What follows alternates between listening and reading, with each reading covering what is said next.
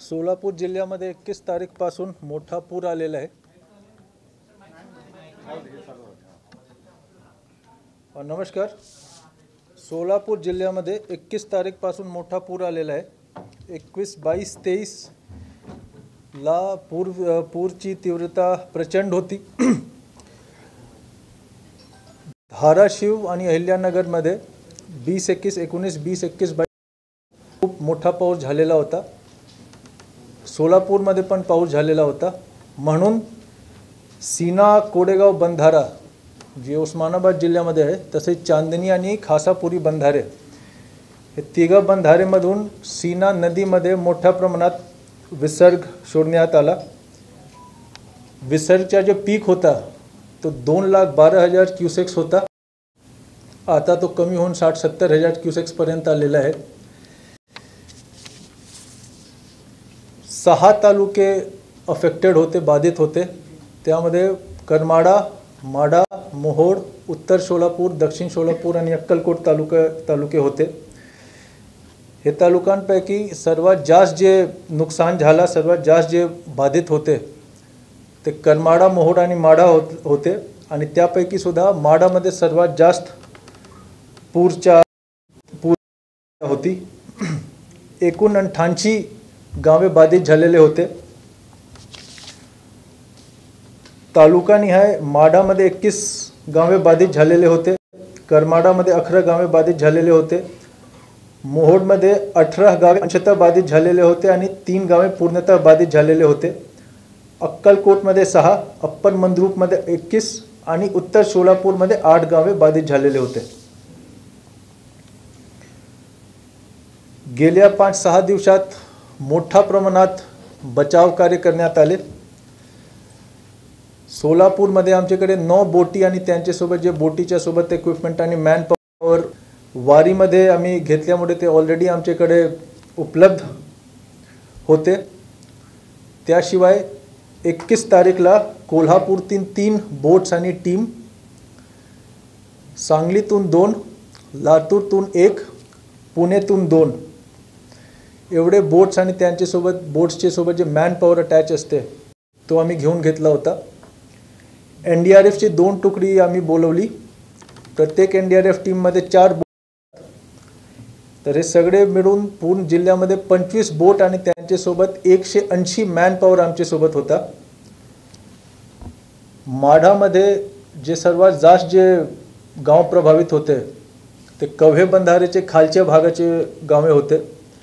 त्यामध्ये तांदूळवाडी, महेशगाव, केवड, मुंगशी, सुलतानपूर, दारफड, राहुलनगर, सुलतानपूर आणि राहुलनगर एकच आहे, निमगाव असे सारखे सगळे गावे होते। त्यामध्ये दारफड आणि सुलतानपूरमध्ये सिच्युएशन थोडी क्रिटिकल झाली होती।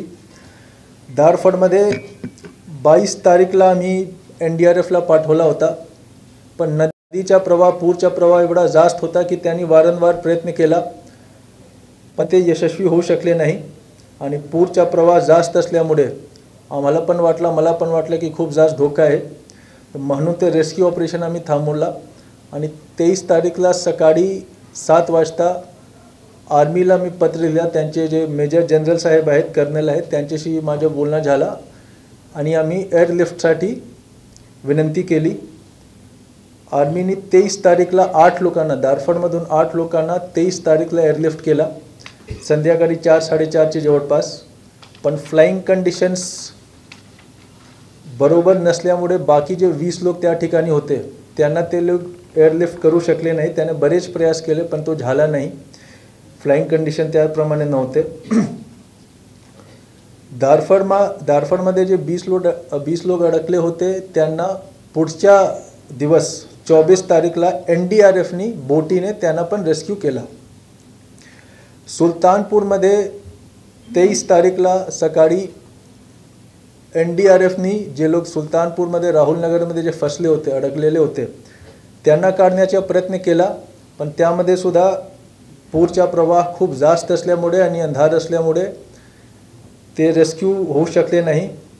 त्याच दिवशी आम्ही अजून एक विनंती केली आर्मीला। मी मेजर जनरल साहेब जे जनरल हेडक्वार्टर्सचे इन्चार्ज आहेत त्यांना मी पत्र लिहिलं, त्यांच्याशी बोललो आणि आर्मीचा एक कॉलम आम्ही मागून घेतला. आर्मीचा एक ॲडव्हान्स कॉलम जवळपास 40 त्यामध्ये जवान होते.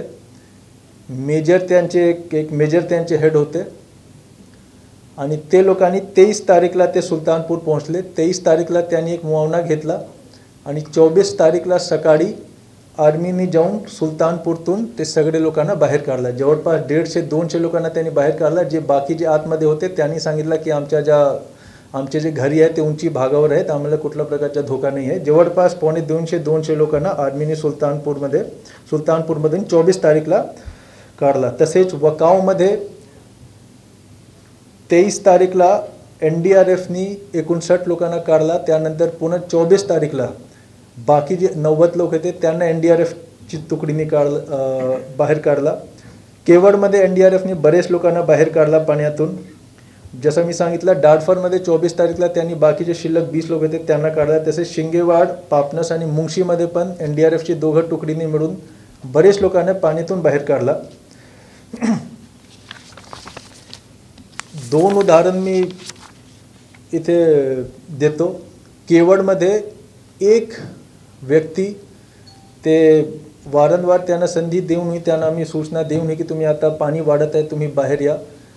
कुठल्या कारणामुळे ते ऐकले नाही आणि त्यानंतर ते अडकलेले होते. पाणीचा स्तर वाढत होता. NDRFने त्या ठिकाणी 12 तास प्रयत्न करून त्यांना शेवटी बाहेर काढला. तसेच सीना कोडेगावमध्ये पण 2 व्यक्ती अडकलेले होते.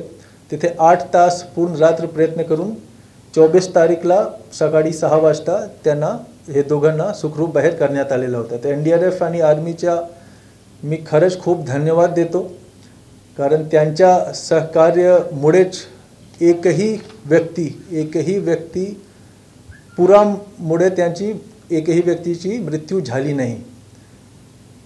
पुरामध्ये कोणीही एकही व्यक्ती पण वाहून गेलेले नाही.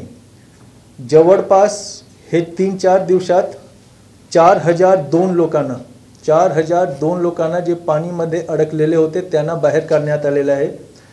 त्यापैकी 3342 लोक फक्त माढा तालुक्यामध्ये ते लोक पाणीमध्ये अडकलेले होते आणि त्यांना मी बाहेर काढला. जे लोकांना मी बाहेर काढला किंवा जे लोक स्वतः त्यांचे घरातून बाहेर पडले होते त्यांच्यासाठी आम्ही 72 शेल्टर होम्स, तात्पुरती शेल्टर होम शाळामध्ये, मंदिरमध्ये, मंगल कार्यालयामध्ये आम्ही सुरू केलेले आहेत. त्यामध्ये 22 सप्टेंबरला 3387 लोक होते.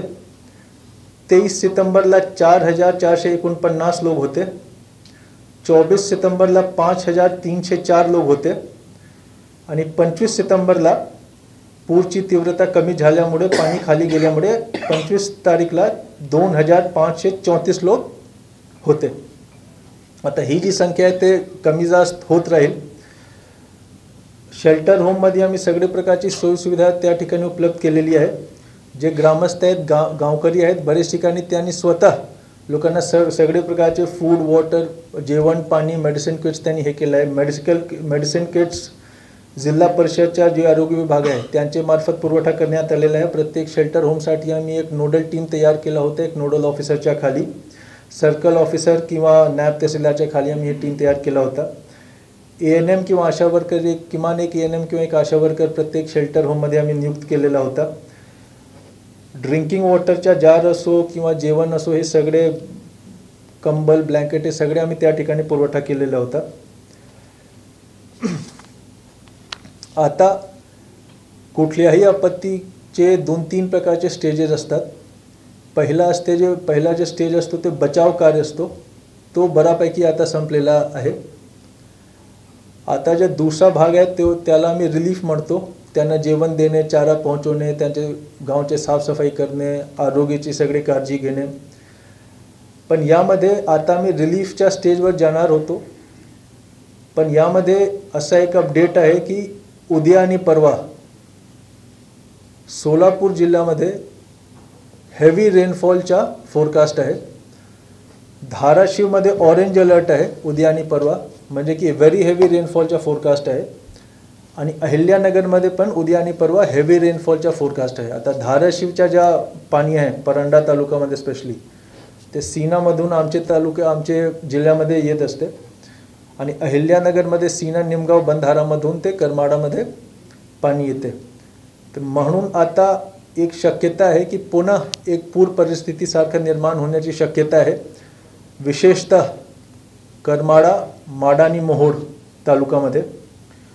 त्यासाठी सोलापूरचे सर्व जे नागरिक आहेत, विशेषतः हे जे 6 तालुके आहेत, माडा, करमाडा, मोहोळ, उत्तर सोलापूर, दक्षिण सोलापूर आणि अक्कलकोट, त्यांना माझी विनंती आहे, जिल्हाधिकारी म्हणून माझं आव्हान आहे की जेव्हा स्थानिक प्रशासन, महसूल प्रशासन असो किंवा पोलीस प्रशासन असो, जेव्हा स्थानिक प्रशासन आपल्याला आव्हान करते की आपण आपल्या घरातून बाहेर यावे, इव्हॅक्युएशनसाठी आव्हान करते, कृपया त्यांची मदत करावी. आपल्या सुरक्षिततेसाठीच आम्ही हे आव्हान करतो आणि आपल्याला बाहेर काढतो. मी अगोदरच सांगितलं होता की जे 4002 लोकांना मी बाहेर काढला होता, त्यामध्ये बरेच लोकांना आम्ही जवळपास 1800-2000 लोकांना मी बोटीने काढला. 2000चे जवळपास जे लोक होते ते स्वतः त्यांनी आमची टीम गेली आणि त्यांना पायीने आम्ही पाणीतून बाहेर काढला. मी 2 उदाहरण दिला होता, सीना कोडेगावमध्ये, आष्टी कोडेगावमध्ये, मोहोळ तालुक्यामध्ये, जिथे 2 लोकांना 3 वेळी तिथे बोट गेली आणि आम्ही 3 वेळी त्यांना, जे टीम होती त्यांना आम्ही विनंती केली की तुम्ही बाहेर या, आणि आता पाणीचं स्तर वाढणार आहे, आमच्याकडे मेसेज इरिगेशन विभाग चाललेला आहे, पण ते गेले नाही. आणि शेवटी नंतर आम्हाला 8 तास तिथे NDRFचे जे जवान होते त्यांना अंधारमध्ये सकाळी 6 वाजता त्यांना ते लोक बाहेर काढू शकले. 12 वाजता, 3 वाजता, 4 वाजता माझी आणि तहसीलदारची फोनवर बोलणं झालं होता की आता त्यांना बाहेर काढू शकतो किंवा नाही काढू शकतो की नाही. शेवटची ते 6-7 वाजता मी काढू शकलो. फक्त 2 लोकांसाठी एक पूर्ण टीमची एवढा वेळ गेला आणि त्यांचे जे जीव आहे तो पण धोक्यात होता त्यावेळी. तसेच केवडमध्ये वारंवार विनंती केल्यानंतरही जे व्यक्ती होते ते बाहेर आले नाही आणि त्यानंतर 12 तासचं ऑपरेशन रात्रभर करावे लागला. त्यानंतर जवळपास त्यामध्ये 15 लोक इन्वॉल्व होते त्या ऑपरेशनमध्ये आणि त्या 12 तासच्या ऑपरेशनच्या नंतर एक व्यक्तीला आम्ही बाहेर काढू शकलो. आमचे जे सोलापूरचे जे नागरिक आहेत, जे गावकरी आहेत, त्यांना जर धोका असेल तर माझी जी टीम आहे ते तहसीलदार असो किंवा प्रांत असो किंवा NDRFची टीम असो किंवा आमचे वेगवेगळे जिल्ह्यातूनचे आमचे सोलापूर जिल्ह्याचे जे बोट आणि मॅनपॉवरचे जे टीम असो, आम्ही नक्कीच वारंवार प्रयत्न करणार आणि तुम्हाला बाहेर काढणार. माझी एवढीच विनंती आहे की वारंवार ही वेळ येऊ देऊ नका. ते इव्हॅक्युएशनसाठी जेव्हा आपल्याला स्थानिक प्रशासन विनंती करेल त्यांची मदत करावी, हीच माझी आव्हान आहे. आता कोल्हापूर आणि सांगलीचे जे टीम्स होते, 3 टीम आणि 2 टीम, तसेच लातूरचे जे टीम होते, ते कोल्हापूर आणि सांगली कलेक्टरशी बोलणं माझ्या झालं आहे. मी त्यांना विनंती केली की उद्या आणि परवा पुन्हा तीच परिस्थिती निर्माण होऊ शकते. त्यांनी फ्रेश मॅनपॉवर आम्हाला दिलं आहे. ते फ्रेश मॅनपॉवर 20 लोकांचे मॅनपॉवर कोल्हापूरतून आणि 15 लोकांचे मॅनपॉवर सांगलीतून आमच्याकडे येत आहे. त्यानंतर आता जे आमच्याकडे मॅनपॉवर आहे कोल्हापूर आणि सांगली ते लोकांना मी रिलीफ करणार. आर्मीला मी विनंती केली होती, आर्मी उद्या दुपारीपर्यंत आमच्याकडे आहे आणि उद्या दुपारी आम्ही एक कॉल घेऊ, एक निर्णय घेऊ की त्यांना ठेवायचे किंवा नाही ठेवायचे. आर्मी जे आहे ते फर्स्ट रिस्पॉन्डर नसते. जेव्हा अति धोकादायक काही परिस्थिती निर्माण झाली तेव्हाच आम्ही आर्मीला बोलवतो. आणि मेजर जनरल त्यांच्याशी बोलणं झालेलं आहे की जर आर्मीची आवश्यकता वाटली तर ते पुन्हा ते आर्मीला देणार, जर उद्या आर्मी परत पाठवण्याचा निर्णय झाला तर. आता थोडा मी रिलीफपर्यंत येतो. आमच्या पोस्ट फ्लड, पूर संपल्यानंतर, पाणी खाली गेल्यानंतर काय काय कार्य करावे लागेल आणि त्याबद्दल आम्ही काय काय करत आहोत, काय काय प्लॅनिंग आमची झालेली आहे, त्याबद्दल मी थोडक्यात सांगतो. आता तहसीलदार, गट विकास अधिकारी, तालुका आरोग्य अधिकारी, पोलीस पाटील, कोतवाल, तलाठी, वेगवेगळे जे राजकीय पक्षचे कार्यकर्ते आहेत, स्वयंसेवी संस्थाचे जे कार्यकर्ते आहेत, त्यांच्याकडून जे आम्हाला फीडबॅक मिळाला आहे त्यामध्ये जे सर्वात क्रिटिकल विषय आहे तो चाराचा आहे. आता चारासाठी जे पण नियम, शासकीय नियम आहे, ते शासकीय नियममध्ये कसा सगळे जे आम्ही खरेदी करणार चाराची ते कसा बसवायचे, त्याच्या आमच्या ऑलरेडी उद्या 2-3 तास बसून आम्ही प्लॅनिंग केलेलं आहे. आज सकाळी सांगोलातून 30 मेट्रिक टन चारा, आज दुपारी सांगोलातून 30 मेट्रिक टन चारा गव्हर्नमेंट डिपोमधून आम्ही आणण्यासाठी ऑलरेडी ट्रक पाठवला आहे. सांगलीच्या गव्हर्नमेंट डिपोतून चारा घेण्यासाठी आम्ही आज रात्री ट्रक पाठवणार. तसेच जवळपास 3-4 जिल्ह्याचे जिल्हाधिकारीचे सोबत माझं बोलणं झालेलं आहे. प्रत्येक कुठे कुठे जे प्रायव्हेट लोक आहेत, हे सरकारी डिपोबद्दल होता सांगलीमध्ये, सांगली आणि महूद सांगोलामध्ये, बाकी कुठले कुठले जिल्ह्यामध्ये प्रायव्हेट जे लोक आहेत ज्यांच्याकडे मुरघासचा साठा आहे, त्याप्रमाणे मी मोठा ऑलरेडी प्रमाणात ते साठा लोकेट केलेला आहे. आणि आज रात्री तिथे जे PDSच्या जे आमचे ट्रक असते त्यामार्फत आम्ही ते सगळे जिल्ह्यामध्ये पाठवून जवळपास उद्या माझ्याकडे 50 ते 60 मेट्रिक टन आणि त्यानंतर प्रतिदिवस जवळपास 100 मेट्रिक टन चारा आम्ही आणू शकतो.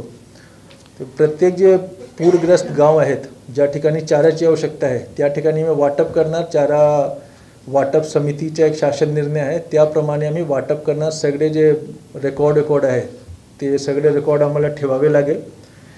चाराचा जे विषय आहे तो मला वाटते की बऱ्यापैकी संपेल. अजून एक जे मोठा विषय आहे ते अन्नचा आहे. लोकांकडे आता गहू, तांदूळ सगळे गोष्टी ते पुरामध्ये वाहून गेलेले आहेत. तर आता मी जस्ट एक आदेश काढला आहे, ज्या ज्या ठिकाणी पाणी शिरलं आहे, जे पूरग्रस्त भाग आहेत त्या ठिकाणी प्रति कुटुंबाला 10 किलो मोफत तांदूळ आणि 10 किलो मोफत गहूचा आदेश आम्ही दिला आहे. ते आज रात्री किंवा उद्या सकाळीपासून आम्ही कुटुंबाला वाटप करणे सुरू करू. तिसरा जो महत्त्वपूर्ण प्रश्न आहे तो विद्युतचा आहे. गावठाणमध्ये विद्युत नाही आहे. लाईट पोल, ट्रान्सफॉर्मर, सबस्टेशनच्या खूप मोठ्या प्रमाणात त्यांचं नुकसान झालेलं आहे. प्रत्येक दिवशी आम्ही MSEBच्या सोबत आमच्या आढावा बैठक असते. त्यांचे जे डेप्टी इंजिनियर्स आहेत त्यांच्यासोबत आढावा बैठक असते. करमाडामध्ये गावठाण एरियामध्ये सगळे ठिकाणी लाईट कनेक्शन रिस्टोर करण्यात आलेलं आहे गावठाणमध्ये. आता मुख्य गावठाणबद्दल मी सांगतो, असं असू शकते की काही जे वस्ती किंवा खेडेपाडे असतील तिथे आता शिल्लक असेल त्यासाठी पण प्रयत्न सुरू आहे. पण करमाडामध्ये जो मुख्य गावठाण आहे त्या ठिकाणी लाईट रिस्टोरेशन झालेलं आहे. आज लाईट रिस्टोरेशन आता झालेलं आहे. विद्युत पुरवणी आता जे आम्ही केलेलं आहे. आता पुन्हा जर पाऊस पडला तर पुन्हा कट होण्याची शक्यता नकारता येत नाही. पण आता करमाडामध्ये आम्ही रिस्टोर केलेलं आहे. तसेच माढामध्ये काही ठिकाणी रिस्टोरेशन झालेलं आहे, काही ठिकाणी आता प्रयत्न सुरू आहे. ज्या ठिकाणी खूप जास्त पाणी आहे त्या ठिकाणी विद्युत पुरवठा सुरू करायला थोडा तो धोकादायक असतो ॲक्च्युली. जसं थोडं पाणीचं स्तर कमी होईल आम्ही टीम स्टँडबायला ठेवलं आहे. MSEBची टीम स्टँडबायवर आहे. त्या ठिकाणी आम्ही रिस्टोर करण्याचे प्रयत्न करू. तसेच दक्षिण सोलापूर, अक्कलकोटमध्ये काही भागात झालेलं आहे, काही भागात आता प्रयत्न सुरू आहे. पण आमचा प्रयत्न आहे की 1-2 दिवसात जेवढा शक्य असेल तेवढा आम्ही लाईट रिस्टोरेशनवर आम्ही भर देऊ. पिण्याच्या पाणीचा एक मोठा प्रश्न होता. उद्या संध्याकाळीपर्यंत आज सकाळीपर्यंत 35 ठिकाणी आम्ही टँकर पुरवठा केलेला आहे पिण्याच्या पाणीचा. ज्या ठिकाणी जसं शिंदखेडमध्ये ते आता त्यांचं कनेक्शन जुळला नाही आहे तर त्या ठिकाणी रोड कनेक्शन आता सुरू नाही झालेलं आहे. त्या ठिकाणी आम्ही बोटीने वॉटर जार्स आम्ही पुरवठा करतो आणि बरेच गावामध्ये आम्ही बोटीने वॉटर जार्स पुरवठा केलेले आहे. बाकी जेवढे शेल्टर होम्स आहेत त्या ठिकाणी आज मी आदेश दिला आहे की प्रत्येक ठिकाणी किमान एक वॉटर टँकर त्या ठिकाणी उपलब्ध असला पाहिजे. आणि त्या शेल्टर होममध्ये पटसंख्या बघून त्यामध्ये आम्ही टँकर्सची संख्यामध्ये वाढ करू.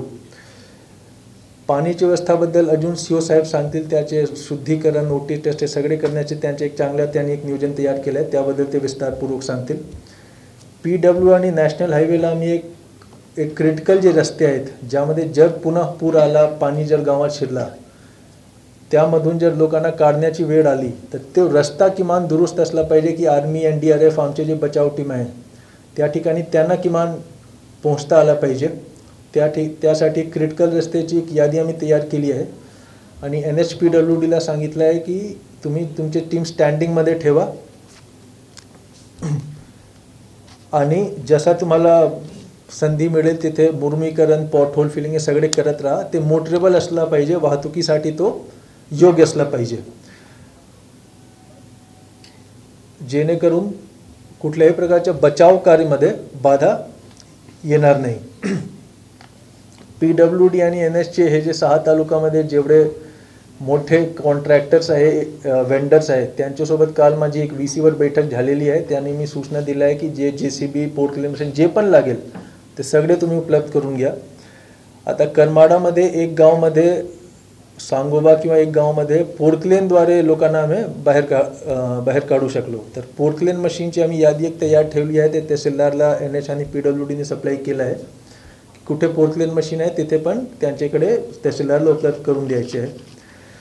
साफसफाईबद्दल नगरपालिकाची जी ग्रामपंचायतची जी यंत्रणा आहे त्याला नगरपालिकाची यंत्रणा आम्ही जोडून देणार आणि त्यांचे नगरपालिकामध्ये काम करणारे जे एजन्सी आणि वेंडर्स आहेत त्यांना आम्ही आदेश दिला आहे. त्यांची पण बैठक आम्ही घेतली आहे की एक वेळी हे पूर थोडा कमी झाल्यानंतर, कारण आमचा प्लॅनिंग होता की आज संध्याकाळीपासून तो सुरू झाला पाहिजे, पण उद्या आणि परवाच्या फोरकास्ट बघून मला असं वाटतं की पुन्हा एक वेळी पाणी गावामध्ये शिरण्याची शक्यता आहे. तो एक वेळी पाणी फायनली गावातून बाहेर निघाल्यानंतर नगरपालिकाची जी यंत्रणा आहे, कर्मचारी आहेत, ते आम्ही जिल्हा परिषदला हँडओव्हर करणार आणि साफसफाई करून घेणार. त्याबद्दल CO साहेब विस्तारपूर्वक सांगतील. त्यांनी एक प्लॅन त्यासाठी तयार केला आहे. आरोग्याच्या विषयाबद्दल आरोग्याची टीमच्या सोबत ऑलरेडी बैठक झालेली आहे. त्याबद्दल पण CO साहेबांनी फवारणीबद्दल, आरोग्य तपासणीबद्दल, सगळ्या गोष्टीबद्दल त्यांचे एक प्लॅन तयार आहे. ते विस्तारपूर्वक त्याबद्दल सांगतील. सोलापूरचे बरेच नागरिकांचे मला कॉल आला, तहसीलदारांना कॉल आला, ॲडिशनल कलेक्टरला कॉल आला की आम्हाला मदत करायची, यामध्ये किट द्यायचे, फूड किट द्यायचे, मेडिसिन द्यायचे, बरेच वेगवेगळे प्रकारचे वस्तू आम्हाला उपलब्ध करून द्यायचे. त्यांच्यासाठी सूचना आहे की एक जिल्हास्तरीय मदत कक्ष आम्ही सुरू केलेला आहे ॲडिशनल कलेक्टरच्या खाली. जिल्हास्तरीय मदत कक्षच्या लँडलाईन नंबर आणि त्या ठिकाणी जे कार्यरत असणार जे कर्मचारी त्यांच्या मोबाईल नंबर मी सर्व बातमीपत्रामध्ये उद्या प्रकाशित करणार. आज मी देणार, उद्या माझ्या विनंती असेल सर्वांना की आपण प्रकाशित करावे. तसेच तालुकास्तरीय मदत कक्ष पण आम्ही सुरू करतो. तिथे पण लँडलाईन आणि तिथे जे कर्मचारी असतील त्यांचे मोबाईल नंबर आम्ही उद्या पेपरमध्ये देणार. हा जे आम्ही जिल्हास्तरीय मदत कक्ष आणि तालुकास्तरीय मदत कक्ष आम्ही सुरू करत आहोत त्याचे उद्देश काय आहे हे थोडक्यात मी सांगतो. जिल्हास्तर आपल्याला ज्या गावामध्ये किंवा कुठल्या एरियामध्ये जे मदत पोहोचवायचे, जे सामान वाटप करायचे, जे पण करायचे, त्यासाठी जिल्हास्तरीय मदत कक्ष किंवा तालुकास्तरीय मदत कक्षची परवानगी घेण्याची कुठल्या प्रकारची आवश्यकता नाही. मी पुन्हा सांगतो, जर आपल्याला कुठल्या प्रकारची मदत करायची आहे तर जिल्हास्तरीय मदत कक्ष किंवा तालुकास्तरीय मदत कक्षची परवानगी घेण्याची अजिबात आवश्यकता नाही.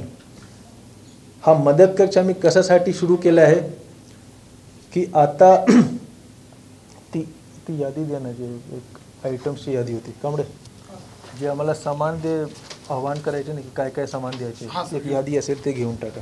सरडे साहेबांच्याकडे असेल. आता आम्ही एक यादी तयार केलेली आहे ज्यांची आम्हाला आवश्यकता आहे. उदाहरणासाठी बरेच लोक, मी फक्त उदाहरण देतो, बरेच लोकांनी मला सांगितलं की आम्हाला तांदूळ द्यायचे, पण तांदूळ ऑलरेडी मी PDSमधून 10 किलो प्रति कुटुंब मोफत तांदूळ देत आहो. त्याची देण्याची आवश्यकता नाही आहे.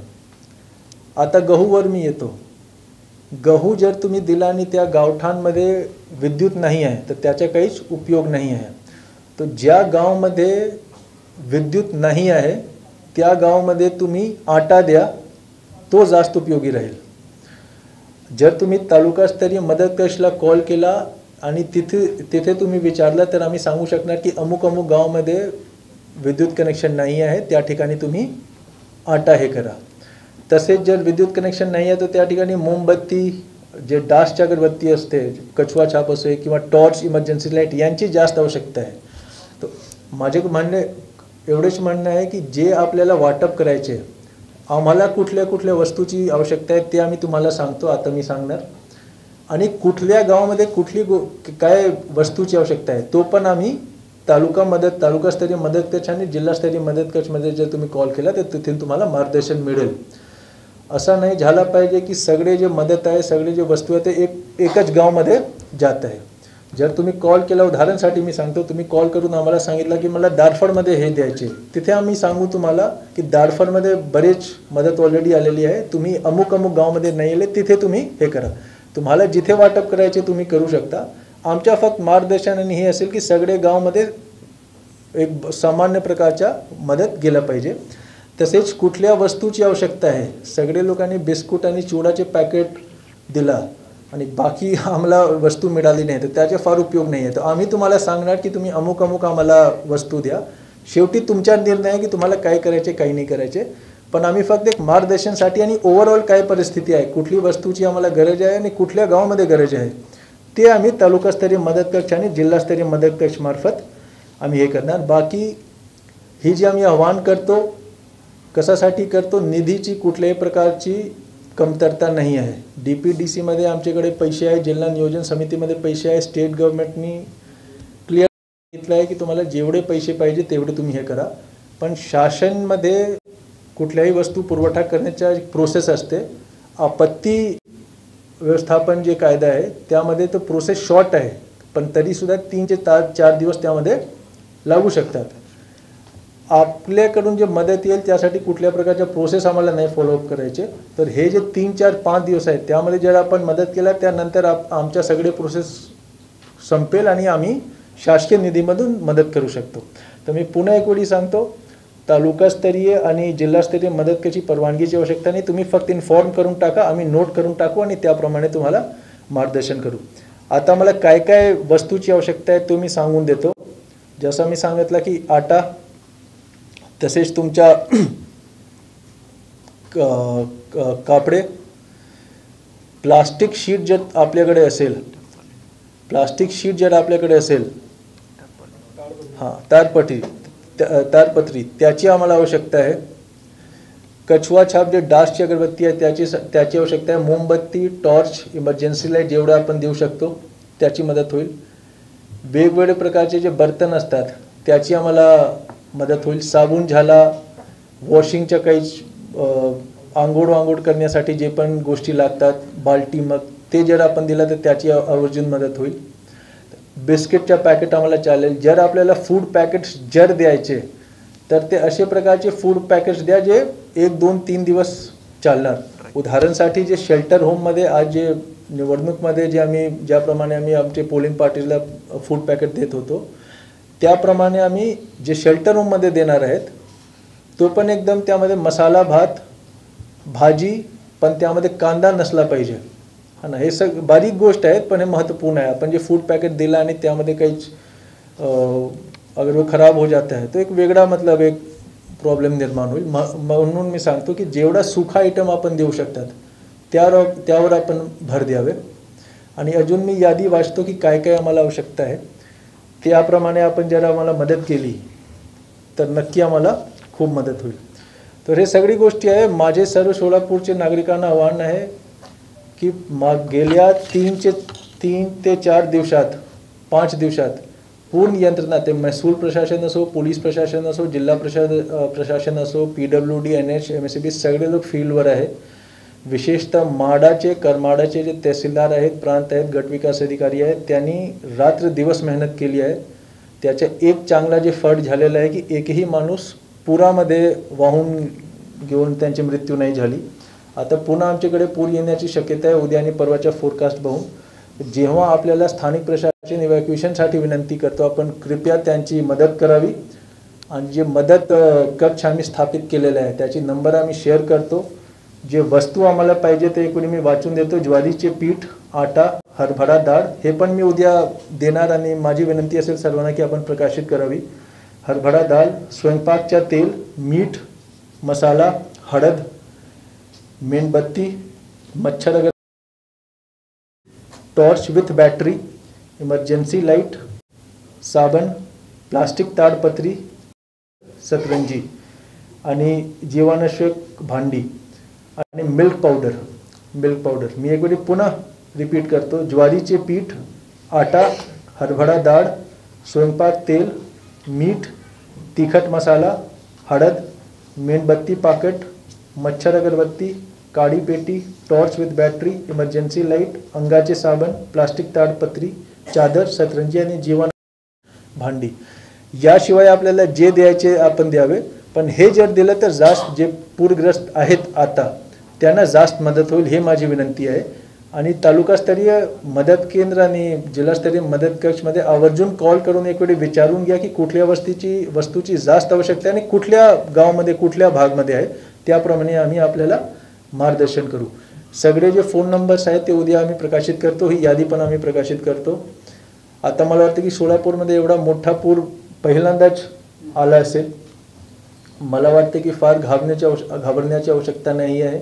NDRFची टीम आहे आमच्याकडे, बाकी सगळी टीम आहे बचाव कार्यासाठी. पूर्ण यंत्रणा सचेत आहे, सजग आहे. आणि नक्की ही जी आमच्यावर एक समस्या आणि परेशानी आलेली आहे त्यावर नक्की त्याच्याशी आम्ही जिंकूया. खूप खूप धन्यवाद. काल मुख्यमंत्र्यांनी असं सांगितलं की तातडीची मदत म्हणून प्रत्येक कुटुंबाला धान्यासोबत 5,000 रुपये पण दिले जातील ज्यांचं घरात पाणी असते. ते 5,000 रुपये देण्यासाठी काही प्रोसेस आता सुरू झालेली आहे किंवा पैशांची वाटप? बघा, त्यामध्ये जिल्हा नियोजन समितीच्या एक नियोजन विभागचा एक GR आहे शासन निर्णय 2014चा. त्यामध्ये जिल्हा नियोजन समितीच्या निधीमधून जे लोक पूरग्रस्त आहेत त्यांचे कापडे देणे, त्यांना अन्नधान्य देणे आणि वेगवेगळ्या प्रकारच्या मदत करण्याचा तरतूद आहे. तर त्याप्रमाणे हे होईल. आता काय काय वस्तू त्यामध्ये द्यायचे ते ऑलमोस्ट तो लिस्ट फायनल झालेला आहे. त्याची एक प्रोसेस आहे, ते प्रोसेस आम्ही करू आणि तो पण नक्की वाटप होईल. ते आता जे जास्त आवश्यक आहे, कारण ही जी प्रोसेस आहे ते करायला 3-4 दिवस आम्हाला जाईल, कारण त्यामध्ये खरेदी आणि सगळी गोष्ट आहे. डिझास्टर मॅनेजमेंटच्या जे तरतूद आहे ते सगळे तरतूदला स्थिर करण्यात आलेलं आहे डिझास्टर मॅनेजमेंट कायद्यामध्ये. तरीसुद्धा एक थोडा वेळ लागते त्यामध्ये. हा जे मी आदेश काढला आहे ते आज काढला आहे आणि ते आज ते 10 किलो तांदूळ आणि जे गहू आहे ते वाटप सुरू झालेलं आहे. आज जवळपास 150-200 घरीला ऑलरेडी आम्ही सुरू केलेला आहे. बाकी उद्यापासून तो अजून त्यामध्ये स्पीड येईल ना.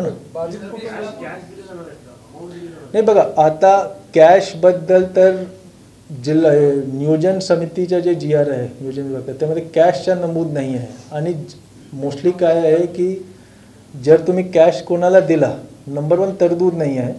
दुसरा, जर तुम्ही कॅश कोणाला दिला तर त्या गावामध्ये खरेदी करण्यासाठी तो वस्तू उपलब्ध आहे काय. तुम्ही कॅश दिला की तुम्ही मोमबत्ती घ्या, पण मोमबत्तीचं दुकान आहे काय. तर म्हणून हा जे आम्ही हे एक तयार केलं ना, त्यासाठी मी सर्वांना आवाहन केलं की यावर जे तुम्ही स्टिकअप राहिला तर जास्त मदत होईल. बाकी जे किट आहे, जे माननीय पालकमंत्री साहेबांच्या संकल्पनेतून जे किट तयार होत आहे ते किटचे ऑलमोस्ट वस्तू यादी फायनल झालेलं आहे. ते लवकरच आम्ही त्याचे पण पुरवठा सुरू करू. 10 किलो तांदूळ आणि 10 किलो गहू ते आम्ही PDS मधून, जे आमच्याकडे राशनच्या साठा आहे, बफर स्टॉक आहे, त्यामधून आम्ही आता वाटप करणार. त्याचे आदेश मी आज काढला आहे. खूप कमी झाले, एक अर्धा फूट सुद्धा पाणी रस्त्यावर नाही, तरी पण अजून ट्रॅफिक सुरू केली. प्रचंड मोठ्या रांगा त्या ट्रकाच्या लागलेल्या आणि त्या ट्रकवाल्यांना 4-4 दिवस थांबले, त्यांना काय खायला प्यायला सुद्धा मिळत नाही, एवढे हाल सुरू आहे.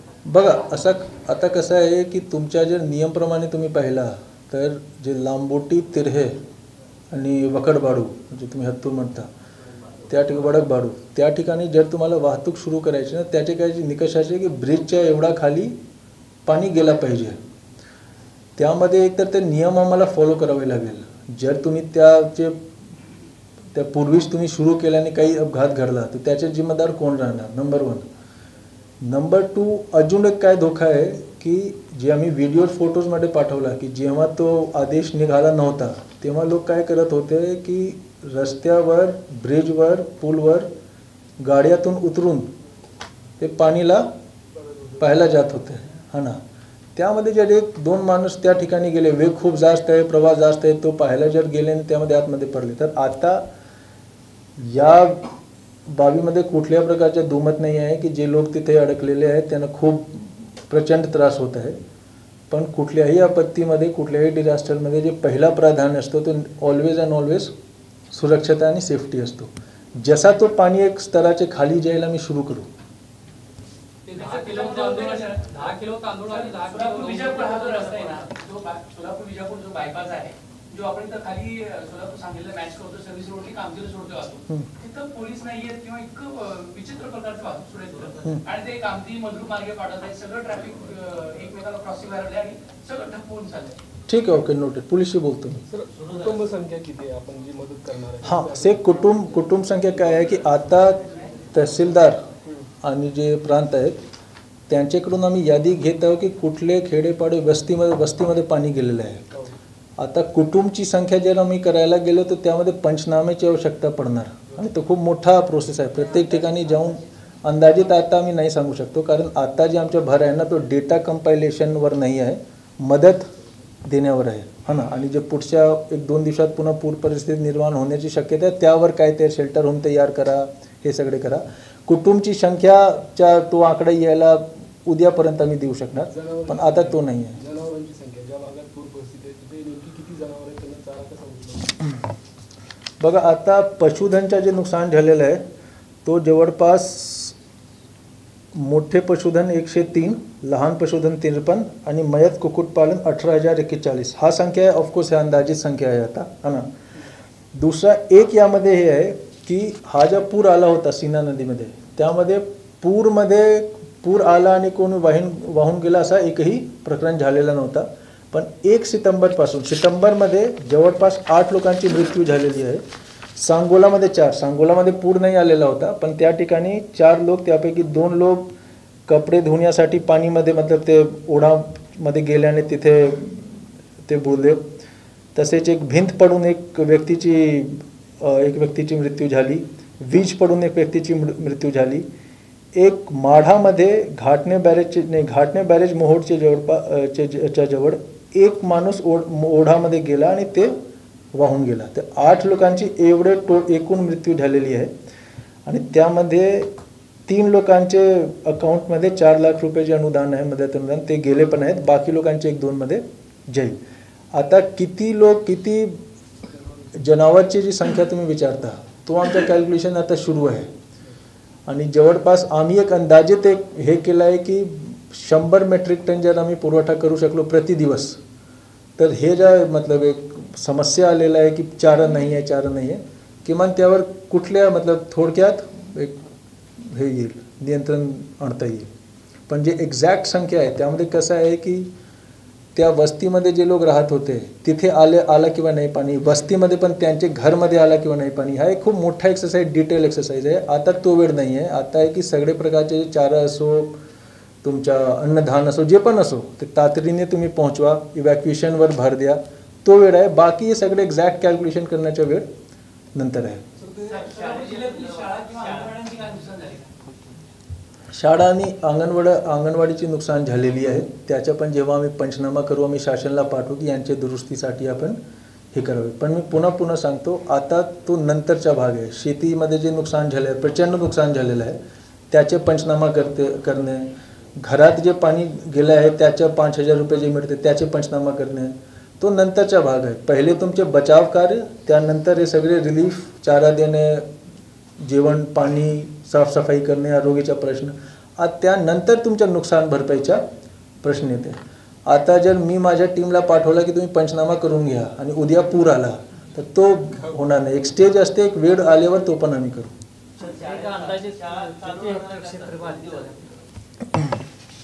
एक सेकंड.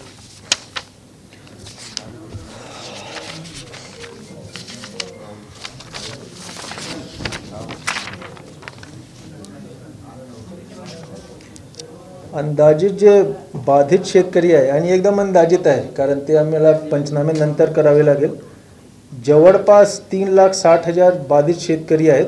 पण एकदम अंदाजित आहे, यामध्ये वाढ होण्याची पूर्ण शक्यता आहे. आणि जवळपास 3.5 लाख तेवढेच हेक्टर क्षेत्राचं नुकसान असं वाटते की झालं असेल, पण यामध्ये बहुतेक वाढ होईलच. हा, पण यामध्ये बहुतेक वाढ होईल. तर ते शाळेचं विचारलं 2 दिवस शाळा पुढे चालू करणार का? हे बघा, आता रेड अलर्ट जर आला, हा ना, हा जर तुमचा फोरकास्ट असते ना, तो पण 2 प्रकारचे फोरकास्ट असते, एक 3 ताससाठी, एक 24 ताससाठी आणि त्यानंतर 5-6 दिवससाठी. तर जे 3 कास्टचे फोरकास्ट असते सर्वात ॲक्युरेट असते, त्यानंतर 1 दिवस आणि त्या प्रकारचा हा 1 दिवसचा फोरकास्ट आहे. उद्या पुन्हा एक वेळी फोरकास्ट आम्हाला पाहावे लागेल, त्यामध्ये जर काही बदल नाही झाला तर पुन्हा शाळा बंदीचा आम्ही आदेश काढणार. आणि या ठिकाणी जेवढे शाळे आहेत त्याच्यामध्ये स्पेशली जे प्रायव्हेट शाळे आहेत, खाजगी शाळे आहेत, अनुदानित शाळे आहेत त्यांचे जे संस्था चालक आहेत, मुख्याध्यापक आहेत, त्यांना माझी विनंती आहे की जेव्हा आम्ही आदेश काढतो तुम्ही त्याचे पालन करा. बार्शीमध्ये एक शाळांनी पालन केलं नाही आहे, त्याचे प्रिन्सिपलवर आम्ही FIR केलेलं आहे. तर जर आम्ही आदेश दिला की शाळा बंद करायचे, त्यावेळी तुम्ही अशा मतलब स्वतः विचार करू नका की माझे शाळाच्या एरियामध्ये पाऊस पडत आहे किंवा नाही पडत आहे. तर शाळा आदेश जर बंदी दिला तर बंद ठेवा. शेवटी जे विद्यार्थी आहे, जे लहान मुले मुली आहेत, त्यांची सुरक्षितताचा प्रश्न आहे. जे 1 दिवस 2 दिवस आजचे जे नुकसान होत आहे, त्यांचे शैक्षणिक नुकसान होत आहे, ते तुम्ही नंतर सॅटर्डे संडेला क्लास लावून करू शकतात. 1 तास प्रत्येक दिवस 1 तास तुम्ही एक्स्ट्रा त्यामध्ये एक्सटेंड करून घ्या, तर फार मोठा विषय नाही आहे. पण हे जर पुन्हा झाला तर त्या शाळेचे मुख्याध्यापक आणि संस्थाचालक, यावेळी संस्थाचालकला माहीत नव्हती म्हणून आम्ही सोडला. पुढच्या वेळी संस्थाचालक आणि मुख्याध्यापक दोघांवर आम्ही FIR करणार. सुयश असं काहीच विद्यालय होतं, सुयश इंग्लिश शाळा बार्शी. हां सर, आता आरोग्याचा प्रश्न मोठा आहे की ग्रामीण भागात आता आरोग्याचे विषय आरोग्याने सफाई आता गेल्या 4-5 दिवसाच्या पावसानंतर सर्वात मोठा आव्हान आपले समोर आहे. एक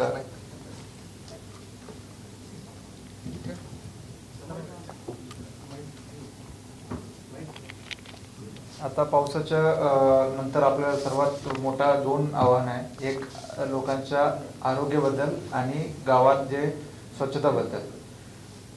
आरोग्यासाठी आपण मागच्या 3-4 दिवसापासून आपले सर्वच शेल्टर होममध्ये 72 शेल्टर निवारा शेड जिथे जिथे आपण स्थापन केले, तिथे आपली आरोग्य यंत्रणा आहे. तिथे एक CHO, आशा, ANM, तसं 5 लोकांची एक टीम, तसं 12-12 तासाचे 2 शिफ्ट प्रत्येक ठिकाणी आपण तैनात केलेले आहे. त्यांना जे काही औषध वगैरे पाहिजे, एस्पेशली जे फर्स्ट एडसाठी जे लागणारे आपल्याला औषध आहे, म्हणजे उदाहरण फीवरसाठी असतात, कॉफ कोल्डसाठी असतात, ORS डिहायड्रेशनसाठी जे लागतात, आणखीन अँटी स्नेक विनम वगैरे आहे, ते सगळे औषध आपण उपलब्ध करून दिलेले आहे. आज ह्याच्यासोबत आज परत आपल्या महिला बालविकास विभागामार्फत सर्वच शेल्टर होममध्ये जे सॅनिटरी पॅड्स उपलब्ध करून द्यायचे, ते पण आपण उपलब्ध करून दिलेली आहे. आणि शक्यतो ज्या गावात किंवा जिथे शेल्टर होम आहे त्याच ठिकाणी आपण एक ॲम्ब्युलन्स पण तैनात करून ठेवलेले आहे. तसेच जे गरोदर महिला आहे, एस्पेशली हाय रिस्क प्रेग्नन्सी वगैरे जे महिला असतात, जे ड्यू फॉर डिलिव्हरी असतात, पुढच्या 15 दिवसात किंवा 10 दिवसामध्ये जे डिलिव्हरीसाठी असतात, जर ते लोक कनेक्टिव्हिटी नसला, मग ते आपण ऐनवेळी त्यांना बाहेर काढू शकत नाही.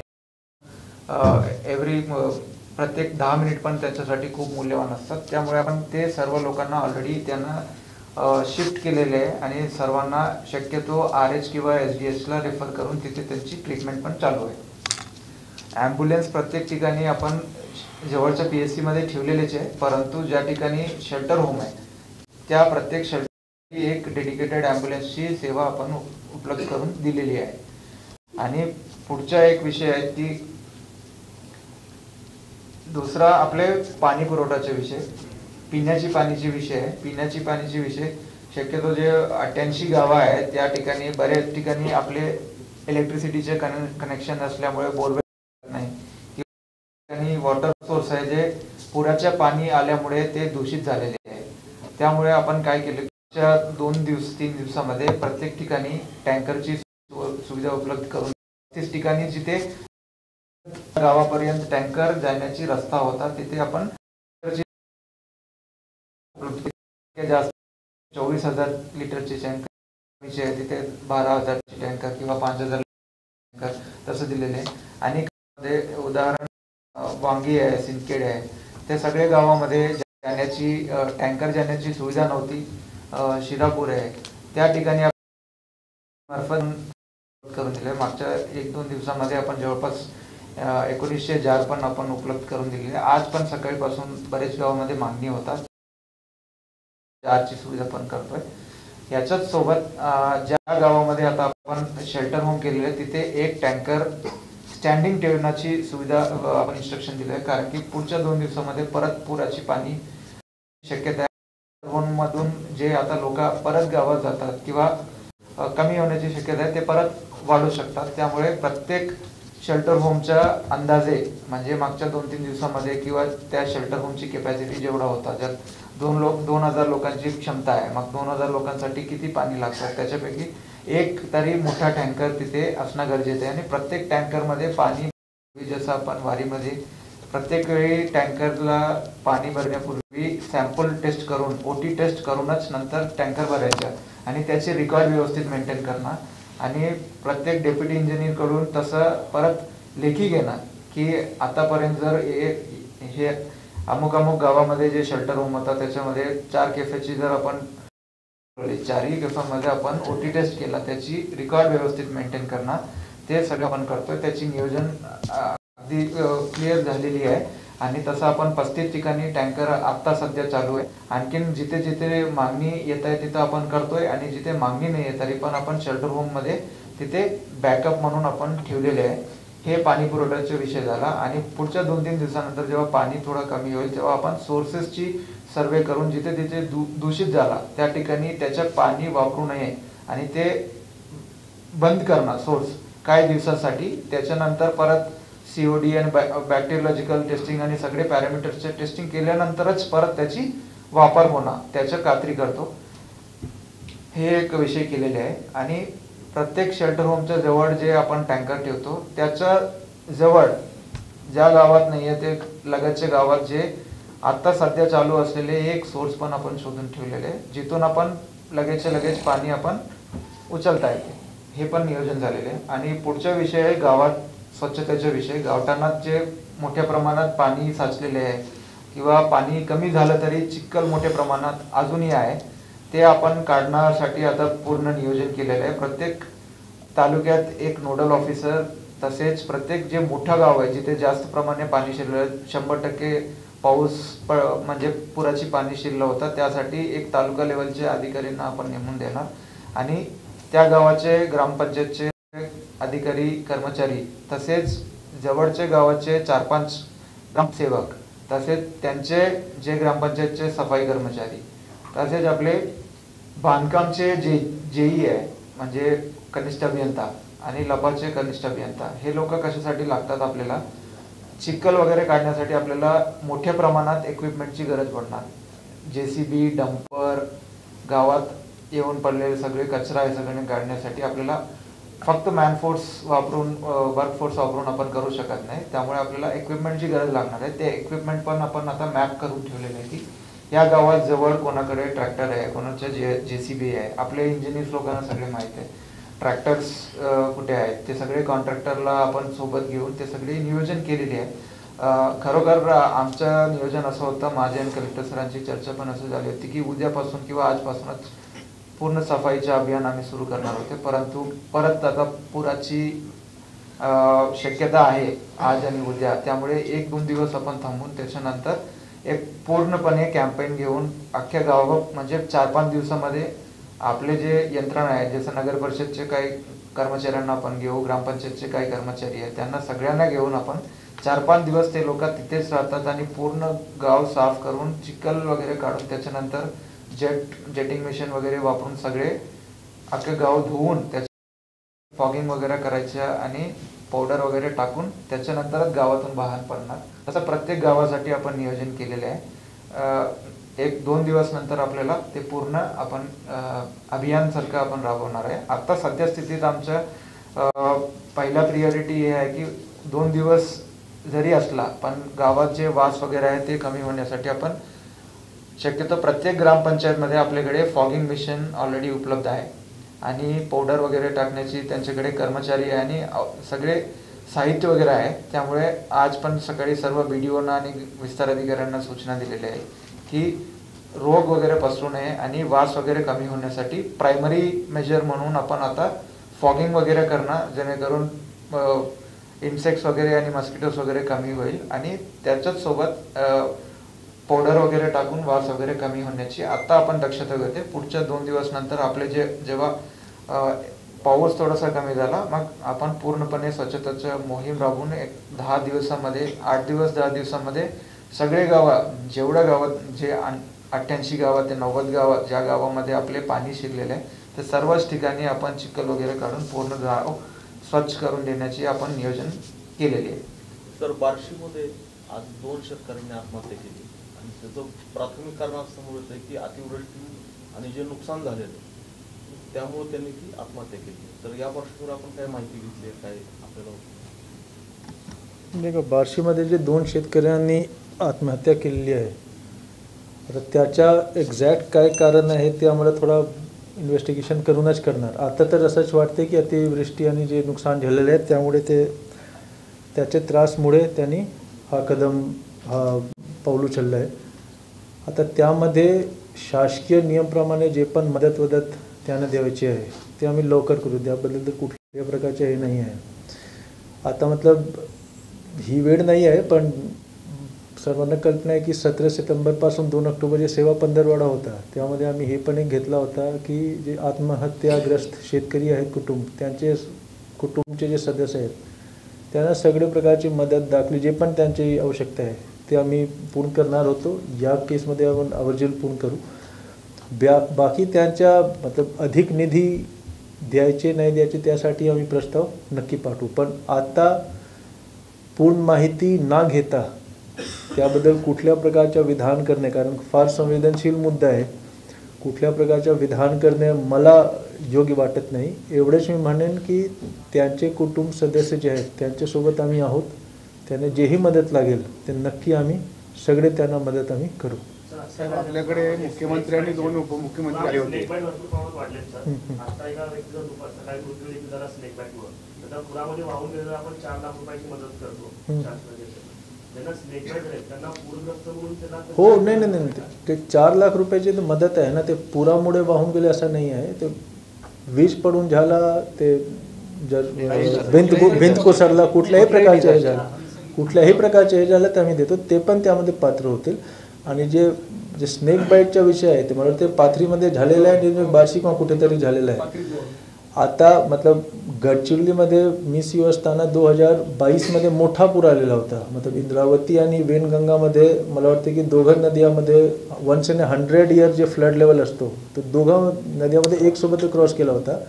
आणि गडचिरोलीमध्ये जंगलात मतलब जंगल खूप मोठ्या प्रमाणात आहे, तिथे खूप जास्त स्नेक बाईटचा हे होता आणि पूरच्या नंतर तर खूपच त्यामध्ये संख्येमध्ये वाढ झालेला होता. तर त्यामध्ये आम्ही काय केलं होतं की ॲक्च्युली अँटी स्नेक वेनम जे द्यायची असते तो ANMला द्यायची असते, पण आम्ही ताबडतोब सगळे आशा वर्करची एक ट्रेनिंग घेतली होती की त्यांना कसं अँटी स्नेक वेनम देता येईल. आणि तो फार मोठा विषय नाही आहे, मतलब तुम्हाला क्वांटिटी माहीत असला पाहिजे की किती द्यायचे आणि ते सलाईन मार्फतच देता येत असतो. तर त्याबद्दल सीओ साहेबांची सोबत चर्चा झालेली आहे. त्यांचे पण काही प्लॅन आहे की प्रत्येक गावामध्ये एक तरी माणूस हे सक्षम असला पाहिजे की ॲडमिनिस्टर कसा करायचे. आणि प्रत्येक गावामध्ये जर आम्ही प्रत्येक गावामध्ये शक्य नाही आहे, पण ठराविक गावामध्ये आम्ही जर वाटप केलं 2-3 गावचे मध्ये एक गाव पकडून तिथे वाटप केलं तर तिथे पटकन तिथे ते अँटी स्नेक वेनम पोहोच करणे आणि त्यानंतर तो जो ट्रेन माणूस आहे त्याच्याकडून अँटी स्नेक वेनमच्या ॲडमिनिस्ट्रेशन करणे हा प्लॅन आहे. शेवटी ते सीओ साहेब त्यावर हे करतील, पण मोठी असाच प्लॅन आहे.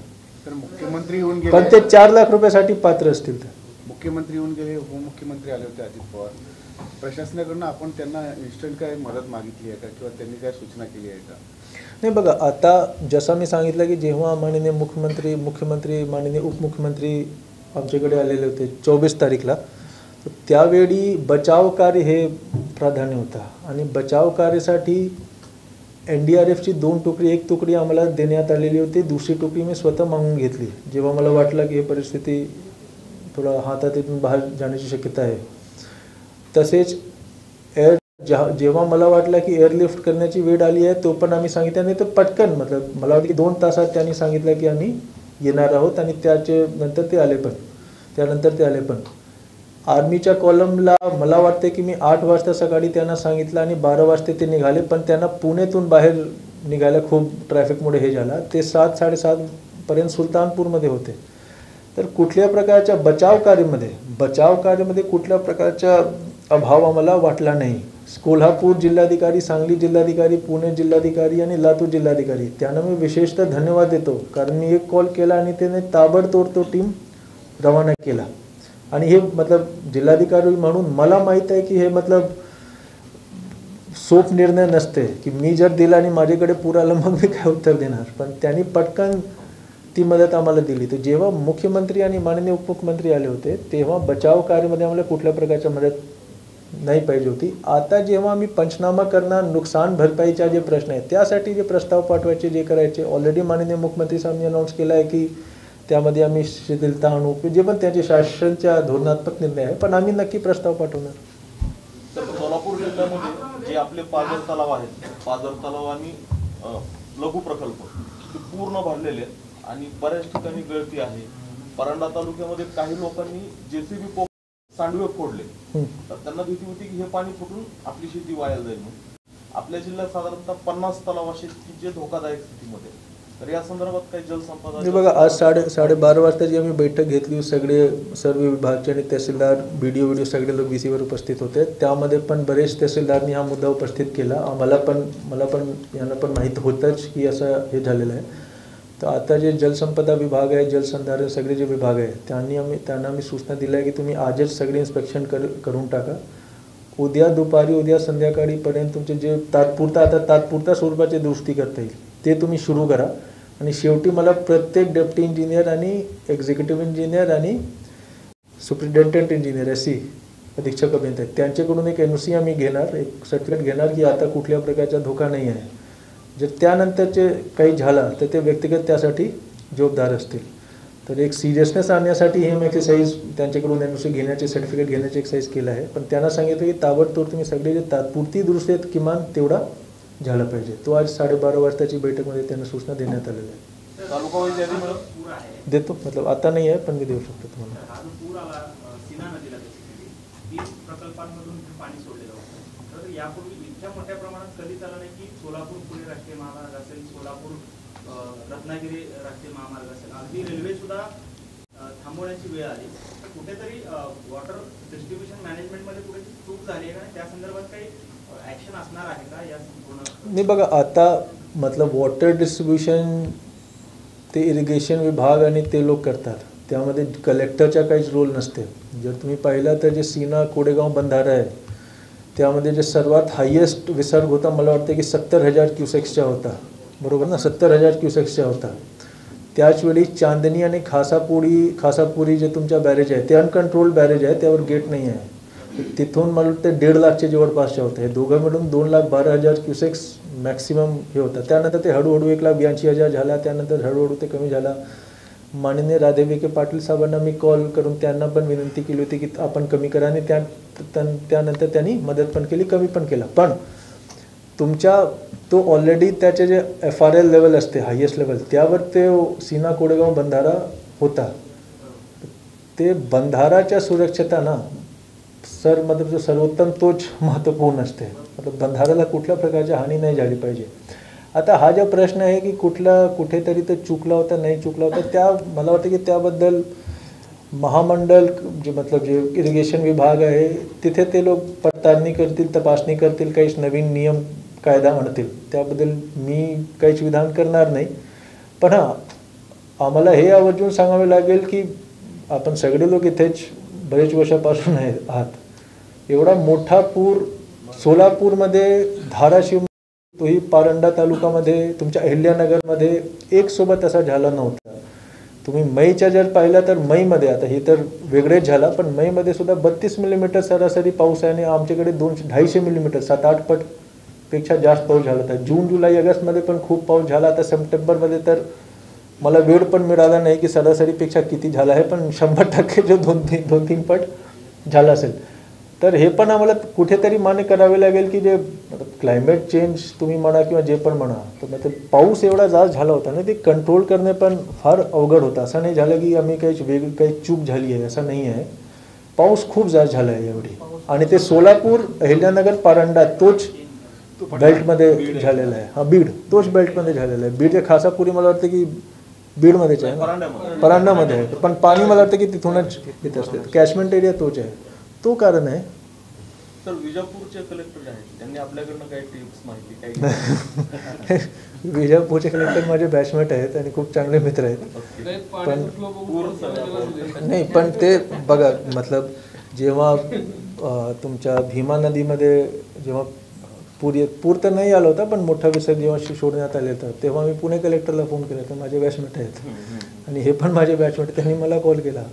पण सगळे जे जिल्हाधिकारी आहेत ते बॅचमेट नंतर आहे, पहिले ते त्या जिल्ह्याचे जिल्हाधिकारी आहेत. त्यांना मी माहिती सगळे दिली, त्यांचे जे इरिगेशन विभागचे इंजिनियर आहेत आणि आमची एक व्हॉट्सअप ग्रुप आहे, ते सगळे त्यांना माहिती मिळत असते.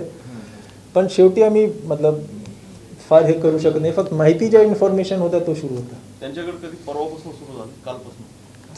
बघा मी माझ्या जिल्ह्याच्या आता बघतो. सो अक्कलकोटतून आता पाणी कमी झालं, मग संपला हा ना. चले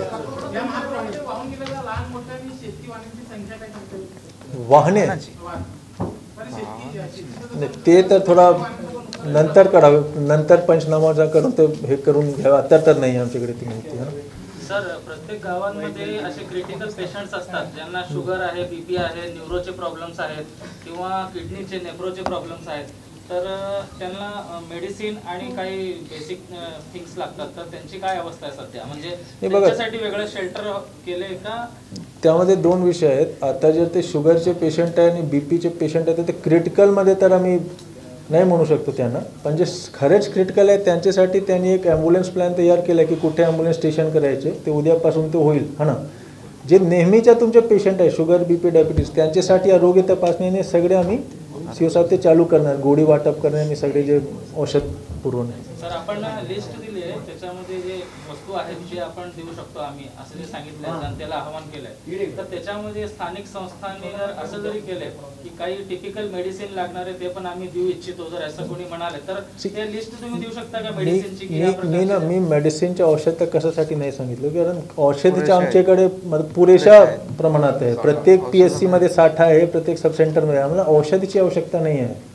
पण आटा जे आहे तो नाही आहे आमच्याकडे, कछुआ छाप आमच्याकडे आम्ही नाही ठेवत, टॉर्च इमर्जन्सीला ठेवत. पण ॲक्च्युली मतलब हे जे आम्ही यादी तयार केली आहे ना, ते मी आणि शिवसाहेब मला वाटतं की 1 तास बसून आम्ही तयार केली आहे की आता ज्या परिस्थिती आहे त्या परिस्थितीमध्ये लोकांना काय पाहिजे, जेवण बरोबर, ड्रिंकिंग वॉटर जे आम्ही पुरवठा करतो हा ना, आणि झोपण्यासाठी हा ना, तर ताडपत्री मी सांगितलं, कछुआ चाप सांगितला हा ना, ताकी डास हे नाही चावलं पाहिजे, आणि बाकी आरोग्य तर ते तर आम्ही पुरवठा करणार. तर एकदम बेसिक मिनिममवर आम्ही आता फोकस करतो.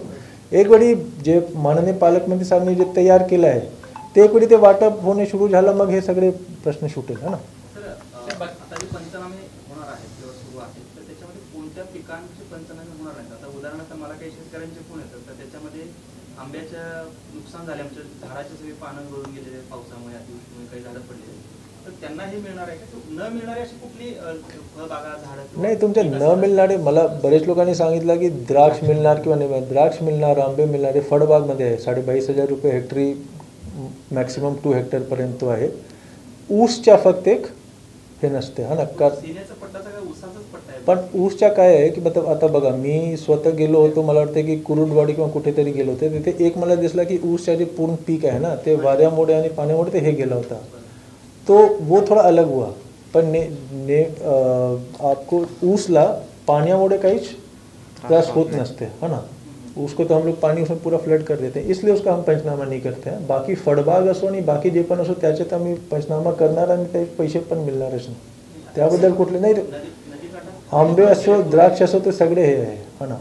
आता जर ऊसला द्यायचे किंवा नाही द्यायचे ते अगेन कलेक्टर नाही ठरवू शकतो, ते शासनचा भाग असेल, शासन त्याबद्दल निर्णय घेईल है ना. शासनाने सांगितलं की पंचनामे करा, तर मी पंचनामे ताबडतोब करून घेऊ, त्याबद्दल फार मोठा विषय नाही आहे. पण पुन्हा मी सांगतो की आता पंचनाम्याबद्दल आणि नुकसान भरपाईनं तो नंतरचा प्रश्न आहे. आता पुणे कुठे बचाव कार्य, इव्हॅक्युएशन आणि त्यानंतर हे आरोग्य चारा हे सगळे हे. आता उदाहरणासाठी जे चारा आहे ते जवळपास मला 3 तास लागला, कारण कोणाकडे 10 मेट्रिक टन आहे, कोणाकडे 5 आहे. आजच्या तारीखमध्ये मला 1750 मेट्रिक टन चारा, त्यांच्यासोबत माझी बोलणं झालं आहे. जे शासनचा रेट आहे 6.5 रुपीज kg ते तयार आहे. त्यावर PDSचे जे ट्रक आहेत ते तो रेटवर तो माणूस, ते कॉन्ट्रॅक्टरशी बैठक घेऊन ते PDSच्या रेटवर तो माणूस तयार आहे आणि ते आम्ही घेऊ शकतो हा ना. तेवढा साठा आहे, कुठे आहे काय ते मी सांगणार नाही, कारण बाकी जिल्हाधिकारी पण त्यावर एक हे करू शकतो. हा DPDC मध्ये अलाउड आहे, DPDC जिल्हा नियोजन समितीमधून अलाउड आहे तो. उसाचा जो विषय नसेल, भीमेला जर पूर आला तर तेवढं नुकसान होत नाही, पण सीमेचे जे पाणी गडूळ आहे ते ऊसाच्या पानामध्ये तो ते बसलं माती तर ती चिलकत त्याला सुटण्याची शक्यता जास्त असते. त्याच्यामुळे जो हेक्टर जो उत्पादन असते 40-50 टन तो 10-15 टन मिळते. खूप मोठं नुकसान होतं ऊसाचा. ठीक, ओके, ठीक आहे. इकडे शासन त्यावर हे करेल. उद्याच्या ठीक आहे, हे करू देतो. सगळे एक एकदम शॉर्ट मध्ये करून देतो, तुम्ही क्लिप डिवाइड करून टाका.